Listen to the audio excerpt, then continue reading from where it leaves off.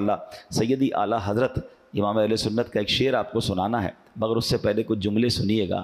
اللہ رب العالمین ہے، وہ احکم الحاکمین ہے، اس کی شان ہے کہ جو چاہتا ہے صرف کن فرماتا ہے تو ہو جاتا ہے۔ ساری خلقت اس کی رضا چاہتی ہے۔ لوگوں نے اس رب الرحمن کو راضی کرنے کے لیے زندگیاں لگا دیں، جنگلوں میں رہ کر عبادتیں کی، کیا کیا مجاہدات نہ کیے، اب بھی کرنے والے کرتے ہیں، لیکن سبحان اللہ وہ رب اپنے محبوب سے کیا فرماتا ہے؟ ایک روایت ہے کہ اللہ پاک فرماتا ہے کلہم یطلبون رضائی، اے محبوب ساری مخلوق میری رضا چاہتی ہے، کلہم یطلبون رضائی وانا اطلب رضاک، اے محبوب میں تیری رضا چاہتا ہوں۔ اللہ کریم کو اپنے حبیب علیہ الصلوۃ والسلام سے کس قدر پیار ہے، فرماتا ہے ساری دنیا ساری مخلوق ہے محبوب میری رضا چاہتی ہے، مگر اے میرے محبوب میں تیری رضا چاہتا ہوں۔ اعلیٰ حضرت جب بھی لکھتے ہیں نا خدا کی رضا چاہتے ہیں دو عالم، ساری دنیا دو عالم کس کی رضا چاہتے ہیں؟ اللہ کی۔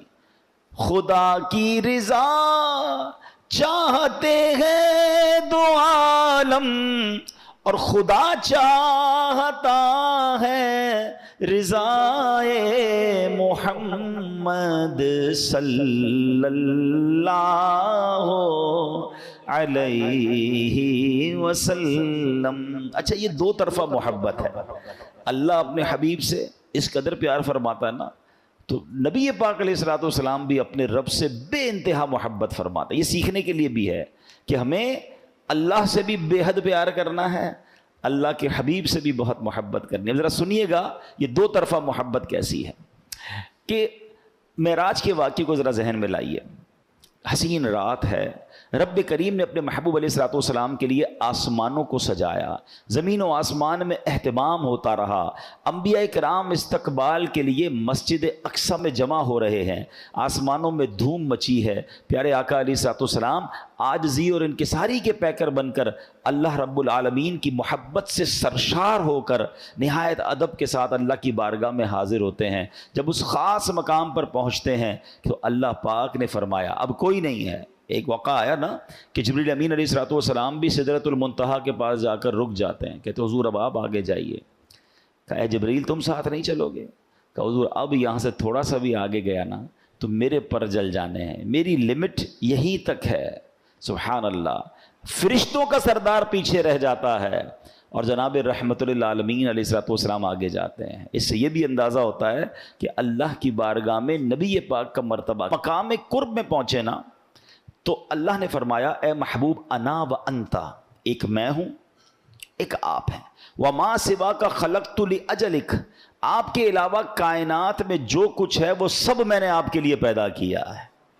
وجہ تخلیق کائنات ہم کہتے ہیں نا، ریزن آف دا اول کریشن، یعنی اللہ فرماتا ہے ایک محبوب کہ ایک میں ہوں ایک آپ ہیں، اور آپ کے علاوہ جو کچھ کائنات میں ہے وہ سب میں نے آپ کے لیے پیدا فرمایا ہے۔ سیدی مولانا حسن رضا خان صاحب لکھتے ہیں نا، کونین بنائے گئے سرکار کی خاطر، کونین بنائے گئے سرکار کی خاطر، کونین کی خاطر تمہیں سرکار بنایا۔ تو سبحان اللہ، تو اب کیا ہوا؟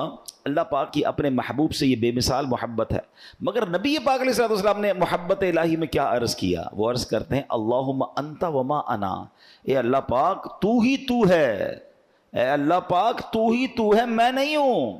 وما سوا ذالک ترکت لاجلک، اور اس کے علاوہ جو کچھ ہے میں نے تیری رضا کے لیے چھوڑ دیا ہے۔ رب فرما رہا ہے محبوب تیرے سوا کائنات میں جو کچھ میں نے تیرے لیے بنایا، اور حبیب کیا فرما رہے ہیں صلی اللہ تعالی علیہ وسلم، اے اللہ تو ہی تو ہے، میں کچھ نہیں ہوں، تیرے سوا میں نے باقی تمام چیزوں کو تیرے لیے چھوڑ دیا ہے۔ یعنی اللہ کی محبت میں سب کچھ اللہ کی رضا کے لیے چھوڑ دیا۔ یہ سچ بات ہے، اللہ پاک خالق ہے، سرکار دو عالم علیہ الصلوۃ والسلام مخلوق ہیں، اللہ پاک معبود ہے، سرکار دو عالم علیہ الصلوۃ والسلام عابد ہیں، اللہ پاک مسجود ہے، نبی پاک ساجد ہیں، مگر محبتوں کے نرالے انداز دیکھیے۔ رب فرماتا ہے محبوب سب کچھ تمہارے لیے ہے، اور سرکار علیہ الصلوۃ والسلام عرض کرتے ہیں مالک سب کچھ تیری رضا پر قربان ہے۔ تو یہ باتیں ہمیں سیکھنی ہیں کہ اللہ سے محبت ایسے کرو کہ اللہ کے سوا اب کسی اور کی چیز کی طرف توجہ نہ ہو. رب کی رضا کے لیے باقی سب قربان ہے.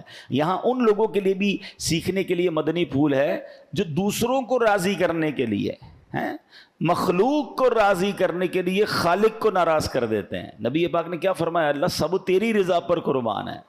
مگر ہم اللہ کی رضا کو بیہائنڈ رکھتے ہیں، یہ سوچتے ہی نہیں ہیں کہ یہ جو کام کر رہا ہوں اس میں اللہ راضی ہوگا. نہیں یار، دوست تو راضی ہو جائیں گے نا، بچے تو راضی ہو جائیں گے، چلو یار فیملی تو خوش ہو جائے گی. یہ نہیں سوچ رہے ہوتے کہ میں ان سب کو خوش کرنے کے چکر میں رب کو ناراض کر رہا ہوں. ہونا کیا چاہیے؟ یہ نبی پاک نے ہمیں سکھایا کہ رب کی رضا پہلے، اللہ راضی پھر سب راضی. اور اگر رب کو ناراض کرنے میں مخلوق ناراض بھی ہو جائے تو اس میں غم نہیں کرنا ہوتا. ایک بات ہمیشہ زندگی کا فارمولہ بنا لیں، آپ سب کو راضی نہیں کر سکتے، ساری دنیا کو راضی آپ نہیں کر سکتے. کچھ لوگ بیچارے اسی میں مرے رہتے ہیں، یار لوگ راضی ہو جائیں، بندے راضی ہو جائیں، میرا نام خراب نہ ہو جائے، میرے خلاف کوئی بات نہ کرے. وہ اللہ کے بندوں، اگر آپ سچائی کی طرف جائیں گے، حق کی طرف جائیں گے، دین کی طرف چلیں گے، اور پھر سبحان اللہ اللہ اور اس کے رسول کی رضا کے لیے چلیں گے، تو سب لوگ آپ سے راضی نہیں ہوں گے. کچھ لوگوں کے مفادات پر ضرب پڑ رہی ہوگی تو وہ آپ کے لیے تعریف نہیں کر رہے. اب آپ کے نہیں، میں ان کو بھی راضی کروں، میں اس کو بھی راضی کروں.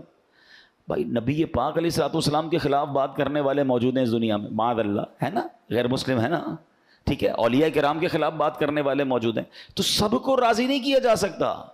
آپ کا اور میرا ٹارگٹ ایک ہی ہونا چاہیے، رب راضی ہو جائے، اللہ اور اس کے رسول راضی ہو جائے. اور ہاں، رب کی رضا کس میں؟ کہ محبوب راضی ہو جائیں. آگے آپ سنیں گے کہ جس سے سرکار دو عالم علیہ الصلوۃ والسلام راضی ہو جائے نا، اس سے رب راضی ہو جاتا ہے. تو ہمیں ایک راستہ ملا ہے، ہمیں ایک ڈائریکشن ملی اور ہمیں اسی پر عمل کرنا چاہیے.